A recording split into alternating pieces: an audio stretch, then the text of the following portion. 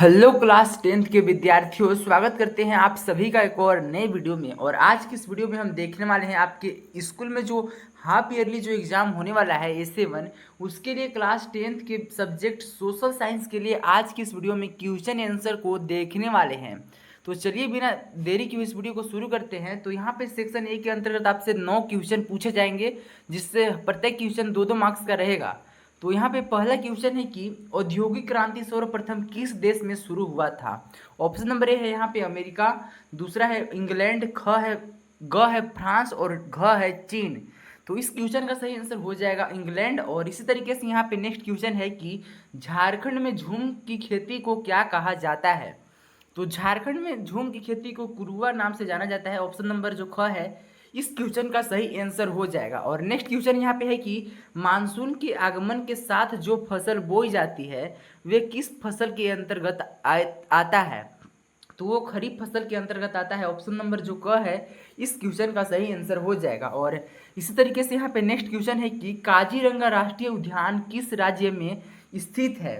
तो काजीरंगा जो राष्ट्रीय उद्यान है दोस्तों आपका असम में स्थित है, जो आपके पूर्वोत्तर राज्यों में आता है, जो भी उधर है असम, मेघालय, मणिपुर, मिजोरम, तो उधर है। ये काफ़ी फेमस है। यहाँ पे एक सिंग वाले गैंडा बहुत पाए जाते हैं अधिक मात्रा में। नेक्स्ट क्वेश्चन है कि भारत में वन को कितने वर्गों में बांटा गया है, यानी कि हमारे देश में जो जंगल है इसको कितने भागों में बांटा गया है। तो आपको मैं बता दूं कि भारत में वन को 3 वर्गों में बांटा गया है।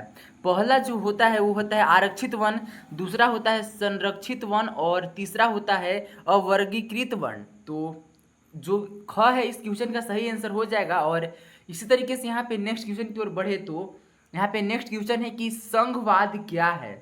ऑप्शन नंबर ए यानी कि क कह रहा है एकल शासन प्रणाली, ख है 2 या अधिक अस्त्रों वाली शासन प्रणाली, ग है केवल केंद्र सरकार वाला और घ है केवल राज्य सरकार वाला। तो जो संघवाद है दोस्तों 2 या अधिक अस्त्रों वाली शासन प्रणाली, ऑप्शन नंबर जो ख है इस क्वेश्चन का सही आंसर हो जाएगा। और इसी तरीके से यहाँ पे नेक्स्ट क्वेश्चन है कि भारत में निम्न स्तर की सरकार क्या कहलाता है। तो निम्न स्तर यानी कि सबसे निचले स्तर की जो सरकार होता है उसे स्थानीय सरकार के नाम से जाना जाता है। जैसे कि आपके ग्राम पंचायत के जो मुखिया, वार्ड सदस्य, ये सब सारे जो है स्थानीय सरकार के अंतर्गत आते हैं। और नेक्स्ट क्वेश्चन है यहाँ की असहयोग आंदोलन कब शुरू हुआ था।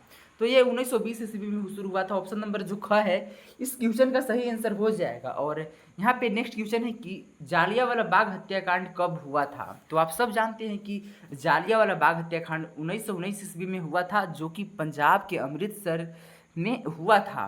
यहाँ पे एक शांतिपूर्ण जुलूस पर गोली बरसाया गया था। और इसी तरीके से यहाँ पे और ये जो घटना है ये किसके द्वारा कराया गया था, आपको इसको कमेंट में आंसर बताना है।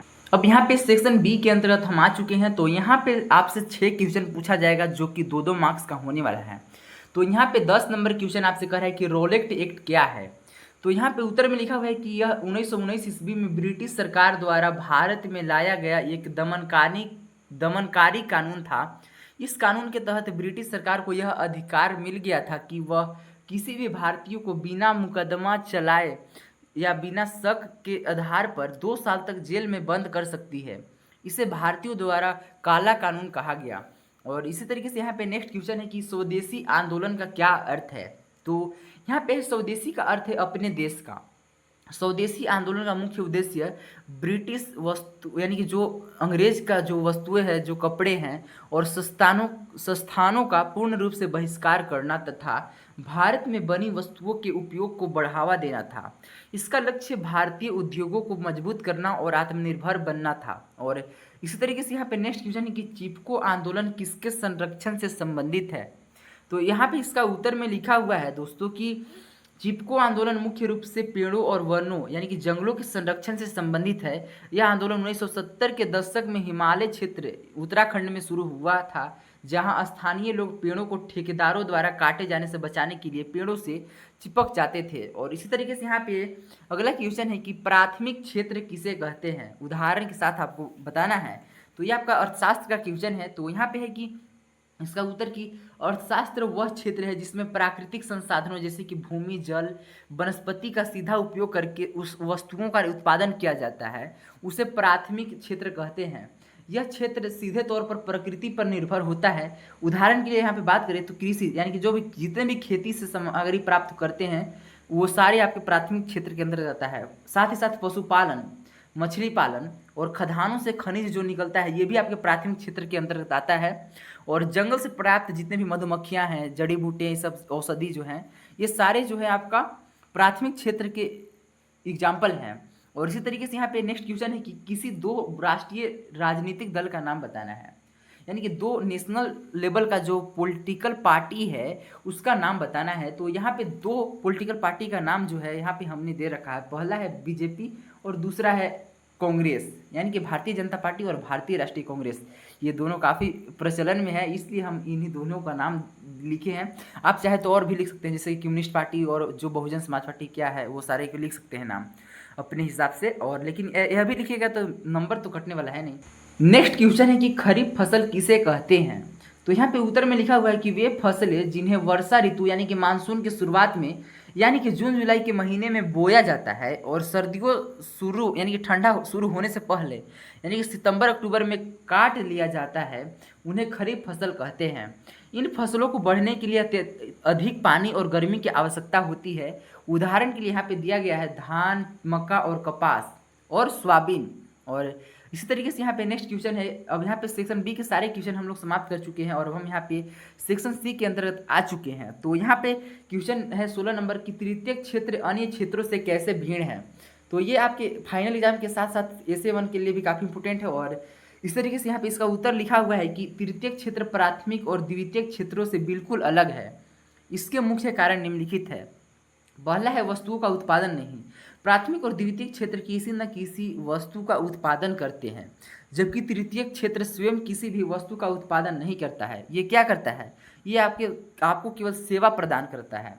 और इसी तरीके से यहाँ पे दूसरा है सेवाओं का निर्माण। यह क्षेत्र वस्तुओं के बजाय सेवाओं का निर्माण करता है जो उत्पादन प्रक्रिया में मदद करती है, इसलिए इसे सेवा क्षेत्र भी कहा जाता है। और इसी तरीके से तीसरा है यहाँ पे अन्य क्षेत्रों के विकास में सहायक। ये जो तृतीय क्षेत्र है ये प्राथमिक और द्वितीय क्षेत्रों के विकास में मदद करता है, जैसे कि कृषि या कारखानों में बने सामान को ट्रकों द्वारा बेचना, व्यापार करना, बैंकों से कर्ज लेना आदि। और इसके भी तृतीय क्षेत्र के भी उदाहरण है यातायात के साधन, बैंकिंग, संचार, शिक्षक, डॉक्टर, ये सारे जो हैं आपके तृतीय क्षेत्र के एग्जाम्पल हैं। और इसी तरीके से यहाँ पे नेक्स्ट क्वेश्चन है कि असहयोग आंदोलन के कारण और परिणाम को बताइए, यानी कि असहयोग आंदोलन होने के कारण क्या था और अगर हुआ भी तो उसका क्या क्या परिणाम हुआ। तो यहाँ पे सबसे पहले हम कारण को जानेंगे। तो यहाँ पे कारण पहला हेडिंग है। तो यहाँ पे इसका पहला है, यहाँ पे पॉइंट बना के हमने लिख दिया है कि रॉलेट एक्ट का विरोध।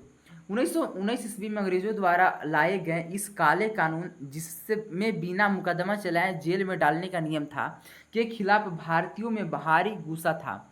ये भी जो हुआ आपके असहयोग आंदोलन के दौरान ही हुआ था। दूसरा है जालियांवाला बाग हत्याकांड।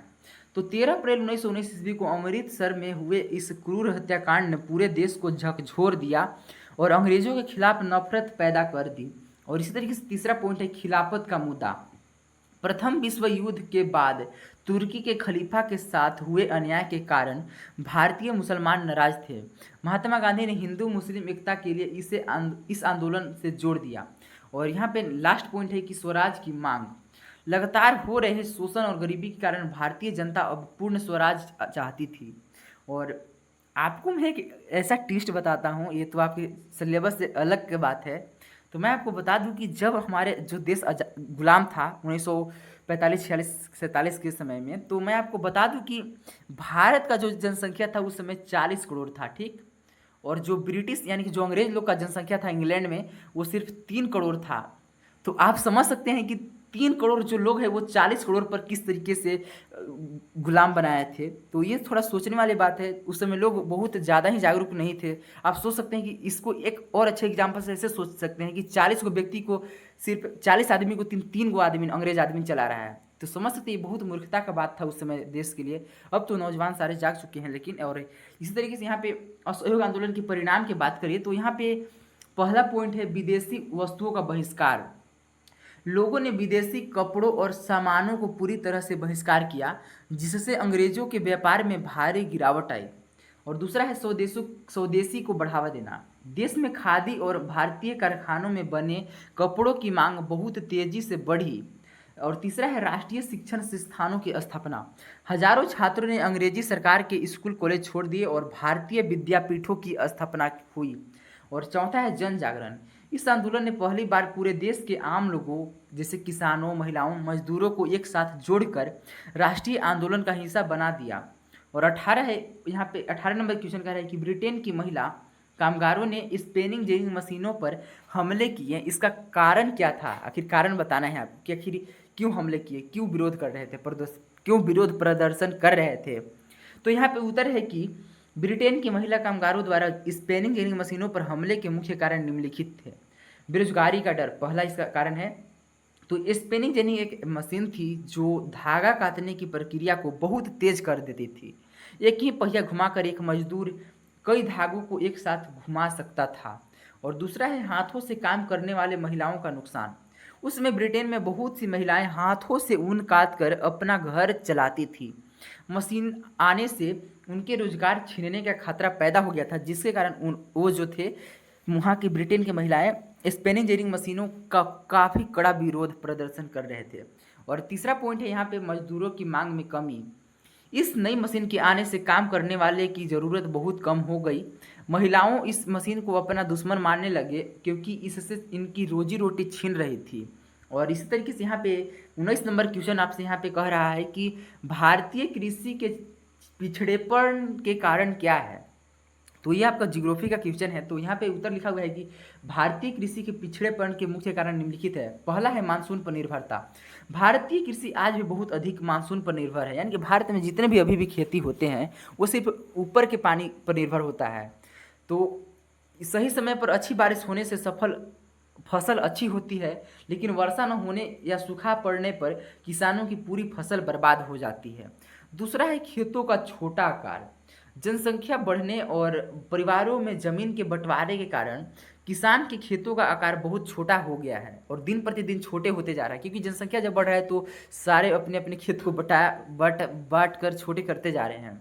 तो छोटे खेतों में आधुनिक मशीन जैसे कि ट्रैक्टर और हार्वेस्टर का उपयोग करना और वैज्ञानिक तरीके से खेती करना बहुत ही कठिन होता है। कोई एकड़ बाई एकड़ जमीन नहीं ना है कि वहाँ पे सिर्फ हार्वेस्टर ये सब लगा के आप अच्छे से कर सकते हैं। तो इसलिए यहाँ पे जो भारतीय कृषि है थोड़ा सा पिछड़ा है इस सब के मामले में, टेक्नोलॉजी से खेती करना या ये सारे। तो इस तरीके से नेक्स्ट पॉइंट है यहाँ पे पुरानी तकनीक और धन का अभाव।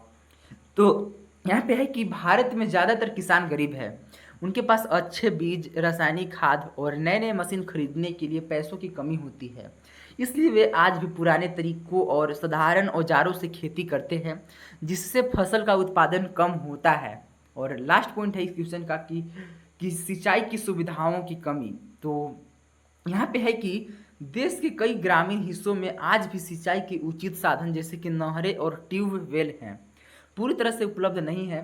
पानी की कमी के कारण किसान अपने खेतों में साल भर खेती नहीं कर पाते हैं। और इसी तरीके से यहाँ पे सेक्शन सी के सारे क्वेश्चन समाप्त हो चुके हैं और अब हम यहाँ पे सेक्शन डी के अंदर आ चुके हैं। तो यहाँ पे आपसे 20 नंबर क्वेश्चन कह रहा है कि जर्मनी और इटली के एकीकरण की प्रक्रिया का संक्षेप में वर्णन करें। तो ये क्वेश्चन काफ़ी इंपॉर्टेंट है दोस्तों आपके फाइनल एग्जाम के लिए भी। मैं आपको यहाँ पे लिख के दे रहा हूँ 100% आपसे अब की एग्जाम में या तो जर्मनी का एकीकरण या इटली का एकीकरण 5 मार्क्स में ज़रूर पूछेगा। तो इसको ज़रूर याद कर लीजिएगा अभी से ही, ये काफ़ी इम्पोर्टेंट है।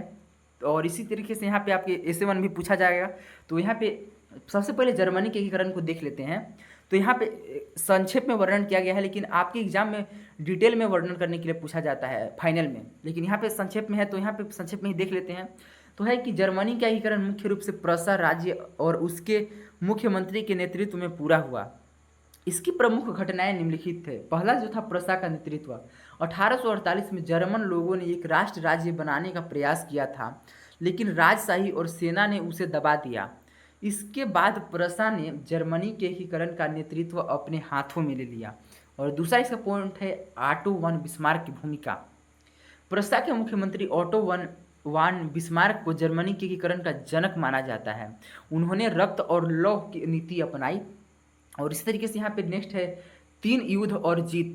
तो बिस्मार्क ने प्रशा की सेना और नौकरशाही की मदद से 7 वर्षों के भीतर 3 बड़े युद्ध किए, जिसमें ऑस्ट्रिया, डेनमार्क और फ्रांस के खिलाफ इन तीनों युद्धों में प्रशा की शानदार जीत हुआ। और जर्मन साम्राज्य की घोषणा, तो 18 जनवरी 1871 को वर्साय के महल में प्रशा के राजा कैसर विलियम प्रथम को एक नए एकीकृत जर्मन साम्राज्य का सम्राट घोषित किया गया। इस प्रकार जर्मनी का एकीकरण पूरा हुआ। और हम यहाँ पे इटली का एकीकरण को पढ़ेंगे। तो यहाँ पे इटली का एकीकरण में है कि 19वीं सदी के मध्य में इटली 7 राज्यों में बटा हुआ था, जिनमें से केवल एक राज्य सार्डिनिया पिडमोंट पर इतालवी राजघराने का शासन था। इसके एकीकरण में 3 प्रमुख नेताओं का योगदान रहा। पहला है ज्यूसेppe मैत्सेनी। इन्होंने इटली के एकीकरण के लिए एक वैचारिक रूपरेखा तैयार की। इन्होंने एक यंग इटली नामक गुप्त संगठन बनाया और युवाओं में देशभक्ति की भावना जगाई। और इसी तरीके से दूसरा है यहाँ पे काउंट काबूर जो व्यक्ति थे। तो सार्डिनिया पिडमोंट के मुख्यमंत्री काबूर ने अपनी बेहतरीन कूटनीति का इस्तेमाल किया। उन्होंने फ्रांस के साथ एक कूटनीति संधि की और 1859 में ऑस्ट्रियाई सेना को बुरी तरह हरा दिया। और इसी तरीके से यहाँ पे ज्यूसेppe गैरिबोल्डी, तो गैरिबोल्डी ने अपने सशक्त स्वयंसेवकों, जिन्हें लाल कुर्ती कहा जाता था, के साथ मिलकर लड़ाई लड़ी। उन्होंने 1860 में दक्षिण इटली और 2 सिसिलियों के राज्य पर कब्जा कर लिया और स्पेनिश शासकों को हटा दिया। और यहाँ पे लास्ट में इटली की घोषणा के बारे में एकीकरण की लास्ट पॉइंट यहाँ पे है कि 1861 में विक्टर इमैनुअल द्वितीय को एकीकृत इटली का राजा घोषित किया गया। 1870 में रोम के शामिल होने के साथ ही इटली का एकीकरण पूरी तरह से संपन्न हो गया। और मैं आपको बता दूं कि जो रोम है यही अभी इटली का राजधानी है। जैसे कि भारत की राजधानी नई दिल्ली है, उसी तरह से इटली की राजधानी रोम है। और ऊपर जो हमने देखा जर्मनी, तो जर्मनी की राजधानी बर्लिन है। ये आपकी एक्स्ट्रा नॉलेज के लिए मैंने दे दिया। और इसी तरीके से यहाँ पे नेक्स्ट क्वेश्चन है कि स्वामित्व के आधार पर संसाधनों को कितने भागों में बांटा गया है। तो यहाँ पे उत्तर में लिखा गया है कि स्वामित्व के यानी कि अधिकार के आधार पर संसाधनों को 4 भागों में बांटा गया है। पहला है व्यक्तिगत संसाधन। यह वे संसाधन है जिस पर किसी एक व्यक्ति का परिवार का निजी अधिकार होता है। उदाहरण के लिए किसान की अपनी जमीन, लोगों के अपने घर, कुआं और तालाब। लोग चाहे तो कुआं में किसी पड़ोसी के भरने देंगे पानी और नहीं तो नहीं भरने देंगे। ये व्यक्तिगत संसाधन है। इसी तरह से अगर आपका तालाब है तो आप चाहे किसी के भरने देंगे, किसी की यूज करने देंगे या तो नहीं करने देंगे। इस तरीके से नेक्स्ट पॉइंट है यहाँ पे सामुदायिक स्वामित्व वाले संसाधन। ये वे संसाधन है जिनका उपयोग गांव या शहर के समुदाय के लिए यानी कि सार्वजनिक पीपल के लिए, सारे लोगों के लिए मिलकर कर सकते हैं। इन पर किसी एक व्यक्ति का अधिकार नहीं होता है। उदाहरण के लिए गाँव की चारण, गाय भैंस चराने की जो जगह है या नदी के किनारे का जो स्थान है वहाँ पे कोई भी जाके चरा सकता है, कोई वहाँ पे बोलने वाला नहीं है। शमशान घाट ऐसा थोड़ी है कि केवल आपका शमशान घाट है तो आप ही के घर में कोई अगर मृत्यु होंगे तो आप सिर्फ वहाँ पे चिता जलाने के लिए अनुमति देंगे। इसी तरह से सार्वजनिक पार्क, यहाँ पे सारे लोग जा सकते हैं, खेल का मैदान आदि। और इसी तरीके से नेक्स्ट है राष्ट्रीय संसाधन यानी कि नेशनल रिसोर्सेज। तो यहाँ पे है कि तकनीकी रूप से यानी टेक्नोलॉजी तरीके से देश की सीमा के अंदर पाए जाने वाले सभी संसाधन राष्ट्रीय संसाधन कहलाते हैं। देश की सरकार को कानूनी अधिकार है कि वह जनहित यानी कि जनता की भलाई के लिए निजी संसाधनों को भी अपने कब्जे में ले सकती है। उदाहरण के लिए सभी खनिज पदार्थ, जल संसाधन, वन्य जीवन और देश की राजनीतिक सीमाओं के भीतर की पूरी जमीन। और इसी तरीके से लास्ट यहाँ पे संसाधन है अंतर्राष्ट्रीय संसाधन। तो कुछ संसाधन अंतर्राष्ट्रीय संस्थाओं का नियंत्रण होता है, जैसे कि समुद्र तट रेखा से 200 समुद्री मील के दूरी के बाद के खुले महासागर के संसाधनों पर किसी एक देश का अधिकार नहीं होता है। उदाहरण के लिए खुले महासागर के खनिज, इनका उपयोग बिना अंतर्राष्ट्रीय संस्थाओं की अनुमति के बिना नहीं किया जा सकता है। और इसी तरीके से यहाँ पे 22 नंबर क्वेश्चन आपसे कह रहा है कि महात्मा गांधी ने असहयोग आंदोलन को वापस लेने का फैसला क्यों किया, इसके प्रमुख कारण बताना है।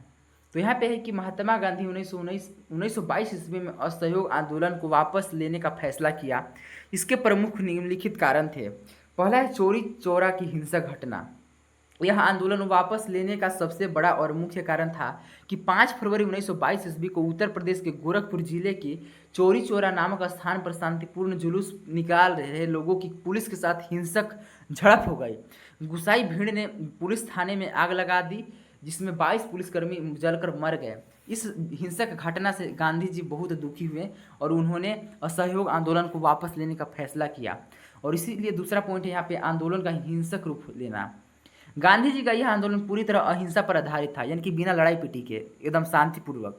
लेकिन चोरी चौरा के अलावा देश के अन्य कई हिस्सों में भी आंदोलनकारी उग्र और हिंसक होने लगे, यानी कि मार काट करने लगे। गांधी जी को लगा कि लोग अभी अहिंसा का सही मतलब नहीं समझे हैं, इसलिए वे सोचे कि असहयोग आंदोलन को वापस ले लिया जाए। और इसी तरीके से यहाँ पे नेक्स्ट पॉइंट है सत्याग्रही को प्रशिक्षण की आवश्यकता। गांधी जी ने यह महसूस किया कि किसी भी बड़े जन आंदोलन को सफल बनाने के लिए सत्याग्रही को पहले उचित प्रशिक्षण देने की सख्त जरूरत है, ताकि वे हर साल में शांतिपूर्ण तरीके से विरोध कर सके। और यहाँ पे नेक्स्ट पॉइंट है कांग्रेस के नेताओं में मतभेद। तो कांग्रेस के कुछ बड़े नेता जैसे कि CR दास और मोतीलाल नेहरू लगातार हो रहे जन आंदोलन से थक चुके थे। वे अब चुनाव लड़कर प्रांतीय परिषदों में शामिल होना चाहते थे, ताकि सरकार के अंदर रहकर उनकी गलत नीतियों का विरोध कर सके। तो इन्हीं सभी परिस्थितियों को देखते हुए महात्मा गांधी ने 1922 ईस्वी में असहयोग आंदोलन को तुरंत वापस लेने का फैसला किया। और कुछ इस तरीके से ये वीडियो समाप्त होता है। और इसी तरीके से सारे सब्जेक्ट का वीडियो अपलोड हो चुका है। और अगर आप अभी तक चैनल को सब्सक्राइब नहीं किए हैं तो आपको कमेंट में बताना है कि आखिर आप चैनल को सब्सक्राइब क्यों नहीं किए हैं। तो चैनल को सब्सक्राइब कर दीजिएगा और मिलते हैं एक और नए वीडियो में। तब तक के लिए बाय। और